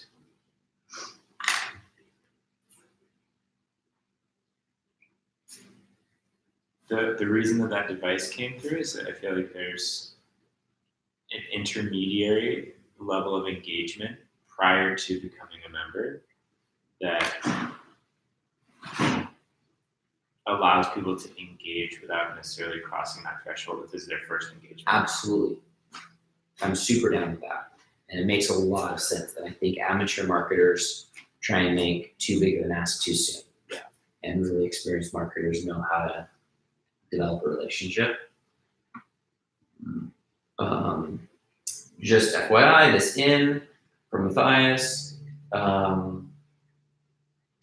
Super down with Guerrilla Projections, and he has contacts for who could totally come on board help with that. Awesome. That's nice. Do you know Matthias by chance? Not off the top of my head. Yeah, he's a good brother. Also regarding the short video from the text, have a preface with, you received this video because someone you knew really cares about you and they need you. And then he says, enter white noise, and then start the transmission. Nice. So, That's actually interesting that is opening up just like a whole different creative channel of like, you have been assigned. You've been chosen, right? It's kind of like playing off more of like the you are the one. it's in that zone, right? Yeah. You so just read his words again. You received this video because someone you knew really cares about you. I think there's a way to like alter that a Yeah. little bit to make it us, Well, and not like there's somebody that cares about you that is trying to get a message to you, and that is a complete authentic. and if I'm still playing in this idea of having a cartoon Benjamin, it could be that Benjamin is the voice. Like, it's not that he's the one, it could be that he's the one being spoken to, but it also could be that he's the one who's talking to his friend. You know, like you are the one who's like, hey, like, You are the voice. Does that make sense? Do you see what I'm saying? Mm-hmm. That it's like his character is the loyal friend. His character is like the guy who woke up. Yeah, I'm seeing that as you start talking about him as a character. What immediately popped into my mind was the opposite. So you're the like kind of recipient in this moment in my mind. But what I saw that when I look into your mind, I see you toggling through all these video clips. I see you like referencing the Matrix, referencing V for Vendetta, referencing these things, and like see this like and get how you have been being prepared to wake up, and that now is the time to like move that. Actually, I mean chills right now. To move that out of the entertainment realm and fully into the tangible realm, because this hasn't happened. Like we're still pre the tangibilization of what these videos have been pointing to Oh my god! This at a is societal scale, at a collective scale, not at a collective scale. At an individual scale, people are waking up. At a collective scale, we haven't really like had the thing happen in our world. yeah. And what's so beautiful is that you have been using the Neo metaphor, Integrated from the beginning. right? Well, and specifically the metaphor of Neo splintering Agent Smith into light from the inside out, and that would be such a powerful clip to use at the end of this script, right? Where it's like the voice is just talking, but what's actually happening is Neo's like stopping the bullet in the air, you know, and it's like That's looking making at reality it. malleable and agency. And then he's like taking a look at Agent Smith, who's like gnarly and foaming at the mouth. But then you've seen behind the illusion Yeah. and seen the fact that like it's actually his reality And then he takes that courageous step forward and and starts moves running towards it towards as it. opposed to away from it. And this right here is the center of like one of the core centers of the message is it's time for us to stop running from government. It's time for us to heal and transform our aversion to government and to actually enter it, to move into it, to bring all of our desire for transformation and go in. Because we have been going away. And it's time for us to turn the tides. And that message can be a message to all these different groups. It can be a message to systems change futurist people that have decided not to think about government because they're just going to kind of create the new system that makes the old system obsolete. Or it could be the politically disengaged, the frustrated, the angry. It could be the people that have decided to try and leave the country. It could be like, I think there's all these different groups that message would still apply to. I want to bring in Matthias real quick. He's responding to the question around truth being hard and why there's the need for comedy is because the truth is crippling otherwise.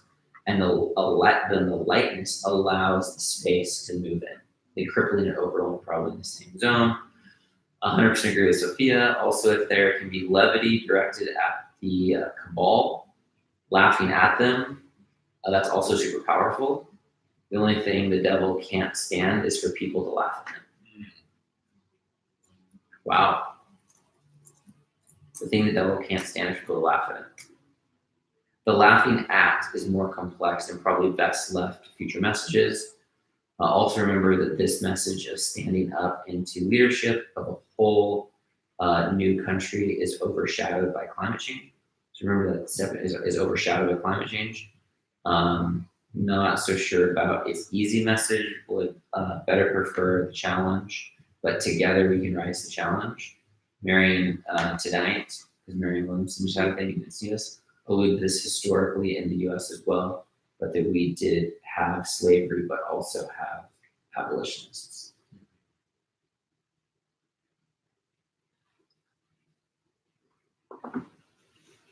Great points, Matthias. Yeah, Matthias, thanks for being with us, buddy. Thanks for tuning in. I really feel you. Mm-hmm. You're in this seat right here, it seems. Yeah.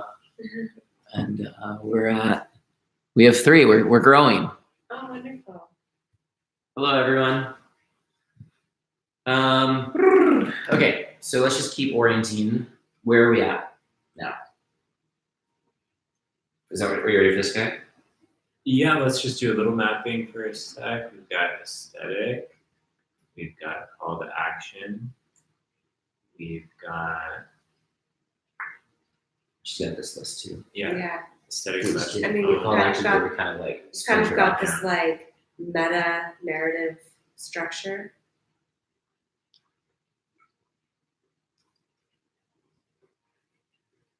Yeah, so the CTA is how we ground the meta narrative. Like it's a meta narrative pointing to the action. I think so. I mean, yeah, like the action should be kind of like a holonic fractal of the meta narrative, right? It should be that hand in glove. So whatever we ask them to do needs to be the like, there needs to be a narrative around what we're asking them to do. Like the next thing for you to do is this, and this Follow the white rabbit. follow the white rabbit. That's real. That's not a joke. Yeah. Like the white rabbit has to be a part of this. Is that just a meme? Is that just a No, I think that the white rabbit literally moves off the screen and onto whatever happens next. So we tell people to follow the white rabbit, and then like the white rabbit shows up on future pages or the device or whatever. Like it's too good to like not work with that. we're on such an edge I know, I feel it. I love it and then I hate it. because we could cross over into something that's totally laughable and not the way that we're intending to. Yeah, no, I feel like we're close. Again, it's like how do we take that thing, right? And because the white rabbit is taken from Alice in Wonderland. Yeah. So it's already been used off something else. I feel like how do we do the white rabbit but in a new upgraded version? I think we do it with the white rabbit. That's why I think we do it. I really do because The white here's, kitty cat. no. That's because here's why. Here's why. Because the white rabbit is moving off of the digital domain and it's jumping out of the screen into the physical domain. Like so that's like I think an important, the next instance of it is now, and then if we integrate the white rabbit into like literally physical things, like we put a little white rabbit on the back of our t-shirt, and now all of a sudden, like we're Too seeing much. the white rabbit is actually moving in the physical domain, which is a metaphor for these story narratives tangibilizing in society. I'm all for the meta level of that. I think the instance of it might be too Yeah. heavy-handed. It's like follow the way forward. Follow, and then there's like a triangle. Yeah, there's a little white rabbit though, right? Of the way forward. The white rabbit is just too good, guys. Like it's pretty good. Pretty good. I mean, because you're tying in the Alice in Wonderland, and then the Matrix, and then the natural progression of where it goes next, right? Like, gotta go down the rabbit hole and see what's Yeah, there. and you're also And what's there is the mystery, by the way. And that's what we're talking about. That's a very important thing to bring in, is that we know this reality. We know red versus blue. We know when two people get up and they debate and it's this versus that, we know all of this reality. What we're offering is a fucking mystery. What? There's not a right and a wrong guy. There's not a good guy, bad guy anymore. That alone is just shattering people's ontology. And that's the mystery of going down the rabbit hole, the mystery, and I end my first One Nation speech by saying, like, this takes courage to step off of the checkerboard, to step off of the binary spectrum, and have courage to step into a brave new world. And it's a new world that actually isn't precedented. so you don't get all the handrails of like comfort and normal and all that kind of stuff. So I don't know how far that goes in, but I wanted to really bring that transmission in this space because that's part of what we're talking about. Is like this is new. This is mystery. You can't wait to be comfortable to take action in this mystery. You can't wait to be sure. You can't wait for it to be proven that it's safe. Oh, and just as you're saying this, I'm getting like the video montage of all of the images of what we fear could be the worst. And how what we fear to be the worst is already happening. So Yeah. what else are we actually afraid of? Right? It's just what we're seeing in the news. The worst we can possibly imagine in the news, essentially. So I would strongly weight WEIGHT, to have a call to action and viral. Example, share this video with your top 2 people and then keep an eye for synchronicities that unfold for you. Yeah, maybe just a share is a good call to action. Well, see, this is bringing us back to the device, right? Because there was a moment where I was actually thinking that this could just be an interim device that, like, So could this just be the thing that they share? That is the thing that adds value. right. So That is the thing that makes them a hero. It's there's marketing softwares that are based around social media virality. So I haven't like looked at them intentionally, but I know that they exist, and they kind of create this type of mechanism for a CTA to be the sharing and like have that like a self-replicable process. So I just think there's tools that exist. So the share wouldn't be like share. The share would be like click this button and then it would like propagate, with permissions in certain ways. And at the same time, what we ultimately want is for people to join membership. What we ultimately want is for people to go to the website. We want people to read the website. We want people to register as members, start joining the movement, getting involved. Yeah. And maybe it's a call to activation, right? Like maybe this is the call to those who, like we said, have been disengaged. They're the ones who are just fed up, right? We know these people, they are ourselves, and that this is like a call to. It's about empowerment, but I think it's packaged as activism, and we're reclaiming activism. It's like get activated, get engaged, like step forward. You actually can make a difference. As your unique self, I think people aren't fully tapped into, like they're used to being activated in a context that doesn't fully honor their sovereignty. Mhm. They're like you just become part of the model of this idea. And I think what's really unique about what we're offering is that this is actually a way to get in deeper touch with who you actually are. Totally. That's integral part of the whole thing. Well, yeah, it's your unique leadership is required. These are nuts. I didn't know we had this type of technology. I'm looking at Empire State Building with an ink on it. Yeah, that's Humanize those. I just did a Google search. Oh yeah, no, just I know these people. This is Obscura Digital, and this costs like $5 million to do. it's incredible. Really?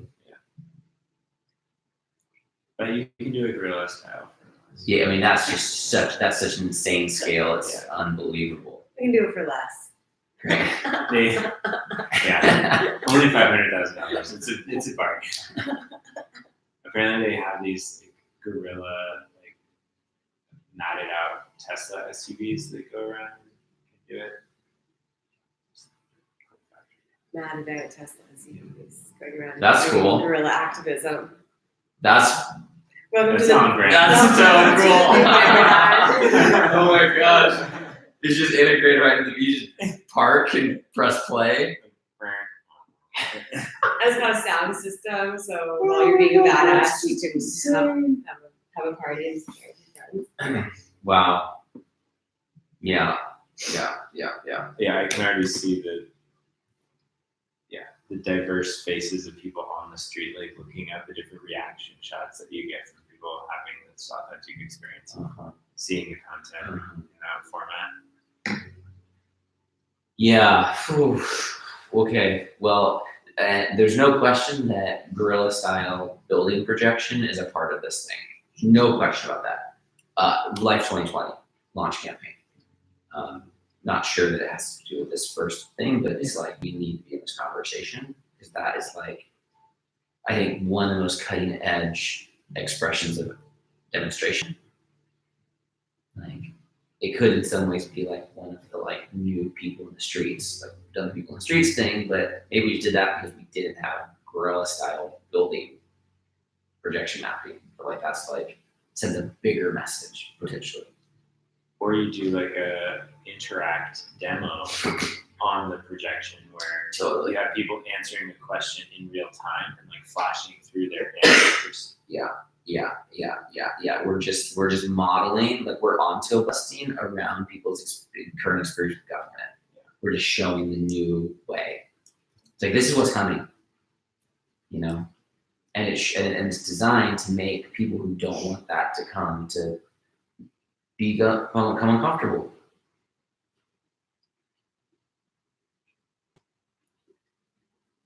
I feel like I'm itching to show you guys Great. this one. Let's do this. Oh, let's just show you the link in. Yeah, I already did. Oh, great. I can. We're watching the next link. Sharon is a very funny woman, but she has less faith in American individualism than I do. But wait a second. By the way, I did say and never said that Barack Obama was a socialist. Seriously. What I've said and what I've always said is policies are Monday morning that shows you policies calling on the the president's do you even know Oh, your the phone's on difference? the air. The policies, I look up the definition, my friend, they're socialist. By your definition, so are Ronald Reagan. American individualism can't build roads. An individual. No, I just want to get it out. Get it Thank you. all out. Since the question was addressed to me, an individual can't build a school or assemble an army No, or it's not a understanding the army. So I mean, it's good for that. Yes, Yes. fine. Understood. Fire That's all right. department, Understood. or bad. So we're bullshit. I think it's just in life.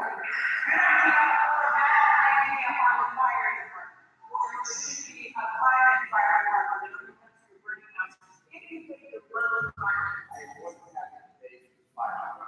I'm having a debate with 18 seconds. I want to look at that.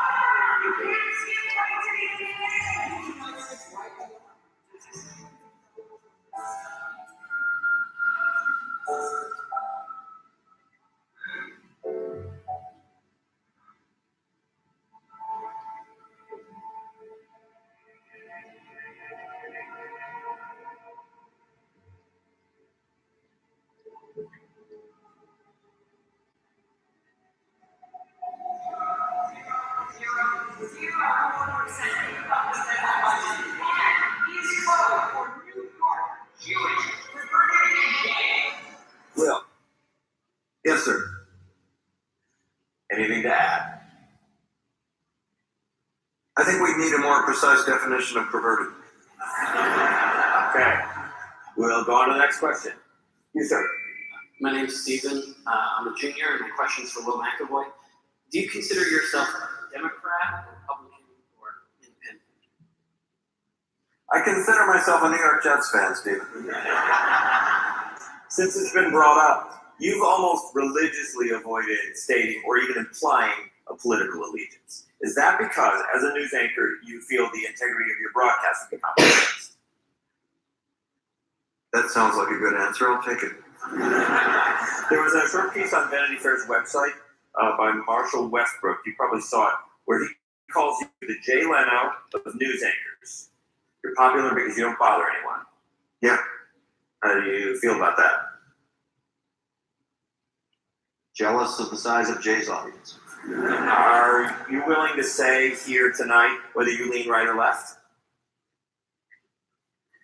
I voted for candidates run by both major parties.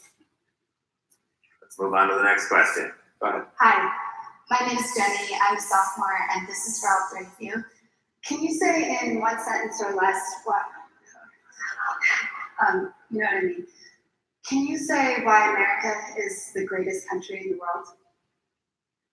Diversity and opportunity. Lewis? Freedom and freedom. So let's keep it that way. Well, The New York Jets. no, I'm going to hold you to an answer on that. What makes America the greatest country in the world? Well, Lewis and Sharon said it, diversity and opportunity and freedom and freedom.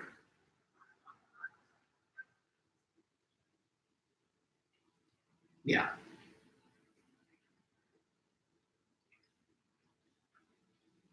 I'm not letting you go back to the airport without answering the question. That's exactly it.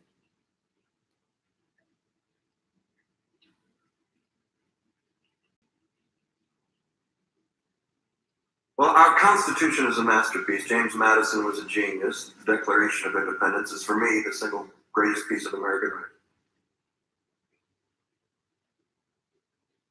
You don't look satisfied. One's a set of laws and the other's a declaration of war. I want a human moment from you. What about the people? Why is It's not the greatest country in the world, Professor. That's my answer.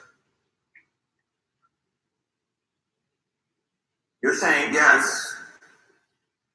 Let's talk about Fine. But Sharon, the NEA is a loser. Yeah, it accounts for a penny out of her paycheck, but he gets to hit you with it anytime he wants. It doesn't cost money. It costs votes. It costs airtime, column inches. You know why people don't like liberals? Because they lose. If liberals are so fucking smart, how come they lose so goddamn always? Hey, and with a straight face, you're gonna tell students that America is so star-spangled awesome that we're the only ones in the world who have freedom? Canada has freedom. Japan has freedom.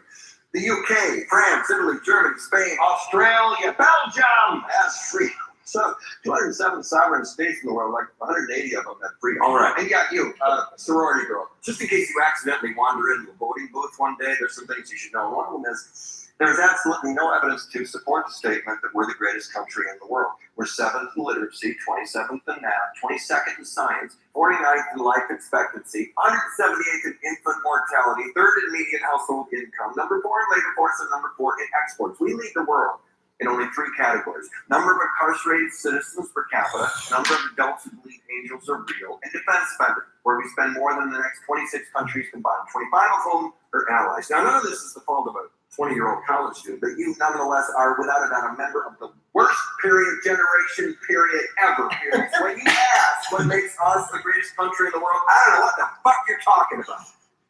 Yosemite?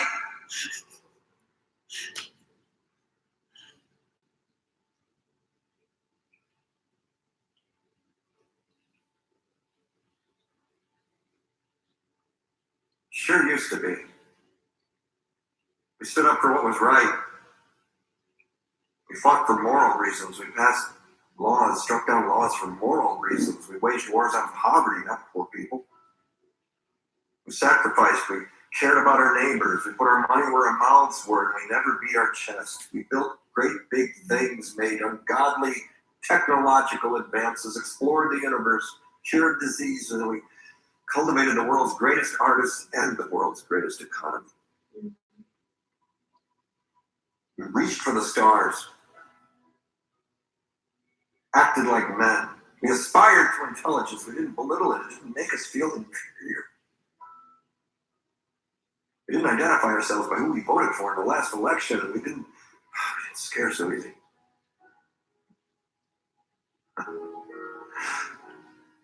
We were able to be all these things and do all these things because we were informed by great men who were revered. First step in solving any problem is recognizing there is one. America's not the greatest country in the world anymore.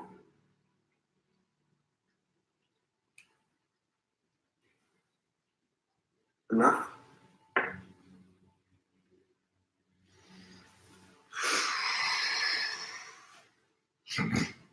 What was that called? The show is called The Newsroom. It's an episodic series on HBO. Yeah, cool. Amazing. Yeah, that was really well done. He's an incredible writer.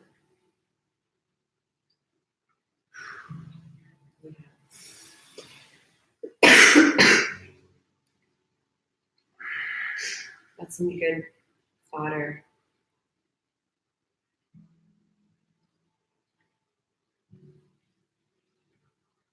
It's a lot. It's a lot to take in. It's right now, I mean, it's a lot to feel like what I'm saying yes to. And, you know, what would I say in that situation? You know, I have, I mean, so that's the whole thing. You know, and it's not that. That's my version of that. And it starts with it's not. Yeah, that was the first words. Definitely. I was really looking forward to. Well, let's just kind of go back into meme making. And where are we at right now? Like, what's happening? What's really going on right now?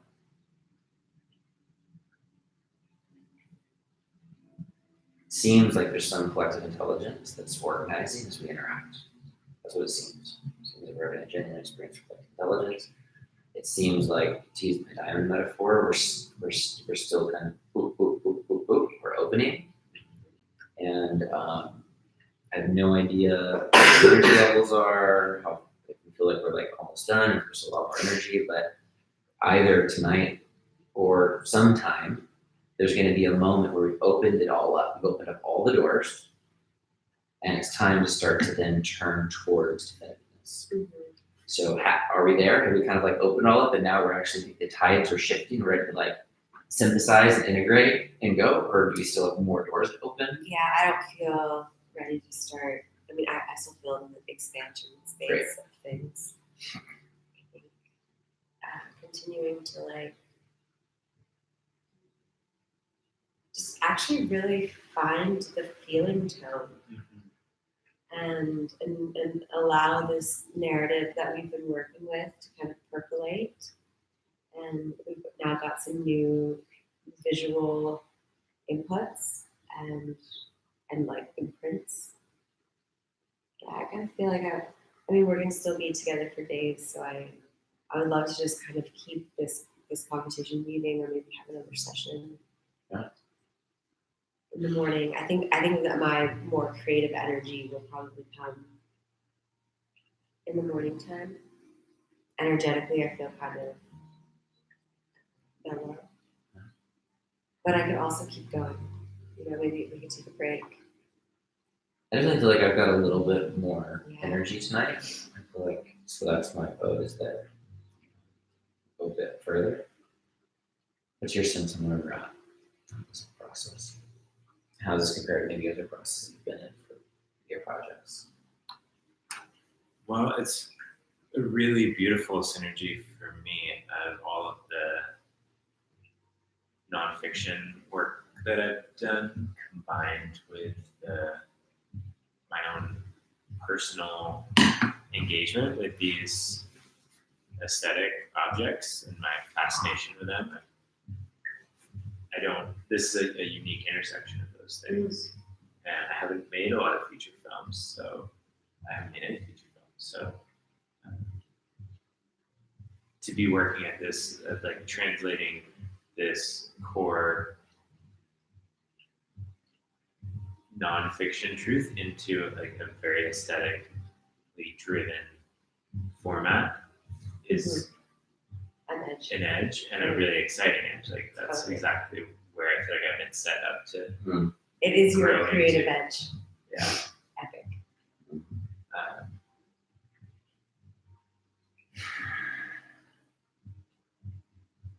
I think unlocking the call to action will really ground a lot.